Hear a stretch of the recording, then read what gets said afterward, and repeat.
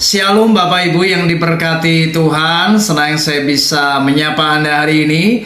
Mari kita akan bersama-sama merenungkan firman Tuhan.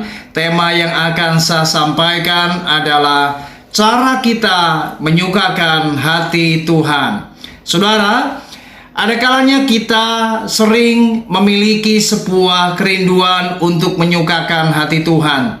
Bagaimana sebenarnya cara kita menyukakan hati Tuhan? Saudara, menyukakan hati Tuhan tidak dalam arti kata apa yang namanya beribadah, pelayanan, kita memberikan apa yang namanya santunan, bantuan, apapun macamnya, itu semua baik.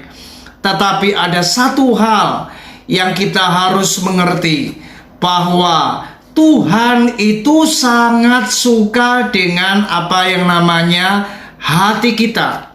Dan itulah yang seringkali tidak disadari oleh anak-anak Tuhan, bahwa Tuhan itu senang dengan hati kita. Anda lihat bagaimana Daud, mengapa dia dikenan Tuhan? Karena Tuhan itu melihat hati Daud.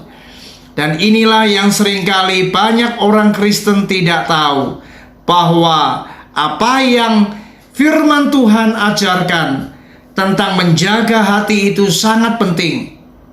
Firman Tuhan berkata, jagalah hatimu dengan segala kewaspadaan, karena dari situlah terpancar kehidupan. Ternyata menjaga hati itu benar-benar sangat disukai Tuhan. Orang yang menjaga hatinya, maka ia tidak akan pernah membiarkan sampah-sampah ada di dalam hatinya. Dia tidak akan pernah mengizinkan kepahitan, kekecewaan, kemarahan, emosi tinggal dalam hatinya. Dan orang yang menyukakan hati Tuhan, dia tahu Tuhan itu berkenan atas hati seseorang. Dan ketika ia dibenci, ketika ia dimusuhi, ketika ia disalah mengerti, dia akan belajar untuk menata hatinya, untuk tidak membiarkan apapun yang jahat tinggal dalam hatinya. Matius pasal yang kelima ayat yang ke-44, firman Tuhan berkata, saudara, tetapi aku berkata kepadamu, kasihilah musuhmu dan berdoalah bagi mereka yang menganiaya kamu. Jadi ketika Anda diperlakukan dengan tidak menyenangkan, Anda dibenci, Anda dihianati, Anda mungkin mengalami hal-hal yang menyakitkan.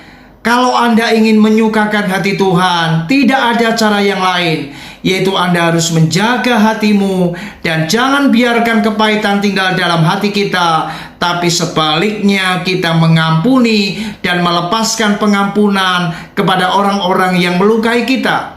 Dengan cara seperti inilah, maka saya percaya hidupmu akan dikenan oleh Tuhan. Sebab apa artinya kita beribadah? Apa artinya saudara pelayanan? Apa artinya Anda memberi sedekah semua yang baik? Tapi jika hatimu menyimpan kepahitan, maka itu sama saja Anda tidak akan pernah dapat diperkenan oleh Tuhan. Sebab Tuhan tidak melihat apapun yang di luar kita, tapi Tuhan melihat kedalaman hatimu. Apakah hatimu beres atau tidak? Apakah hatimu mengampuni musuh atau tidak? Apakah hatimu tidak ada kepahitan? Inilah yang utama. Jadi ternyata cara kita menyukakan hati Tuhan, tidak ada cara yang lain, yaitu mari kita jaga hati kita di hadapan Tuhan, agar kita benar dan kudus di hadapan Allah. Tuhan Yesus memberkati kita. Shalom.